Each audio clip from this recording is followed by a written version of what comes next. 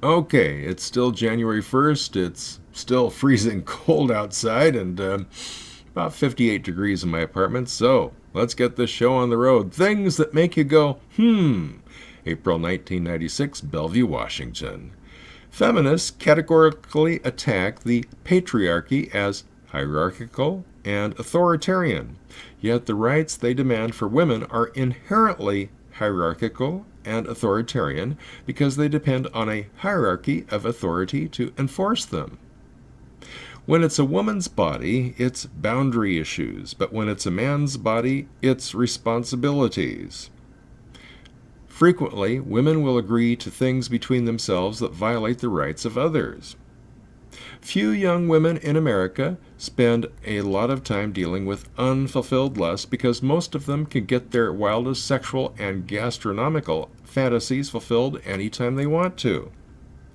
Feminists say a woman should be able to charge a man with domestic violence if she is somehow frightened by his behavior, but a man should never be allowed to mitigate a charge of sexual impropriety because he is somehow aroused by her behavior.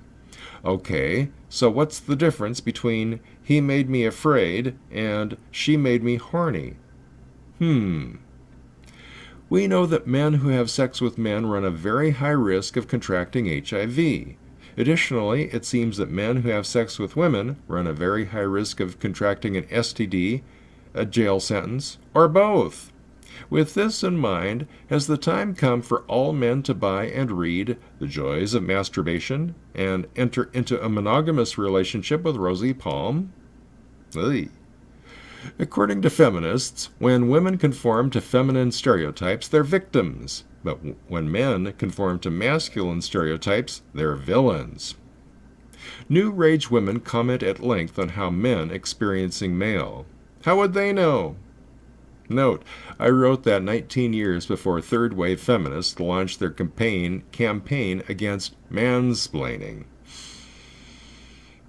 When women complain about having to wear makeup, perfume, and provocative clothing, they're being oppressed by the male-imposed beauty myth.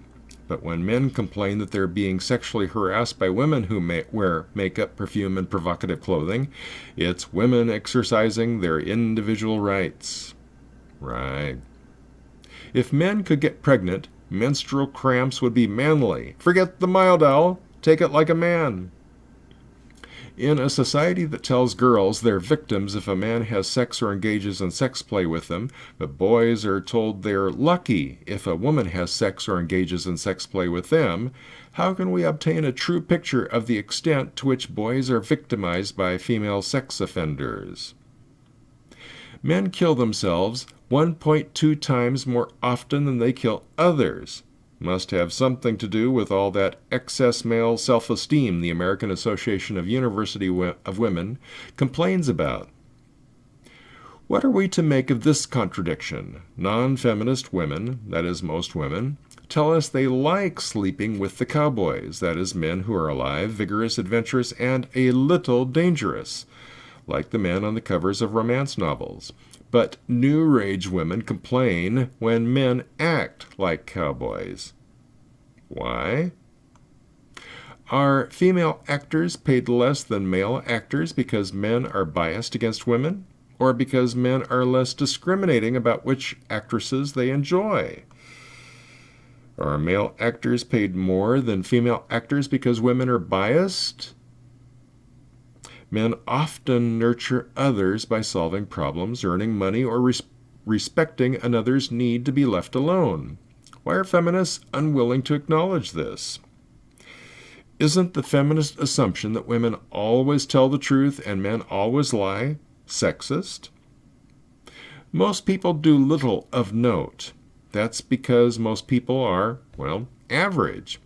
Feminist authors like Susan Faludi complain that women are average because men hold them back. But when it comes to average men, they're just losers. Sounds sexist to me.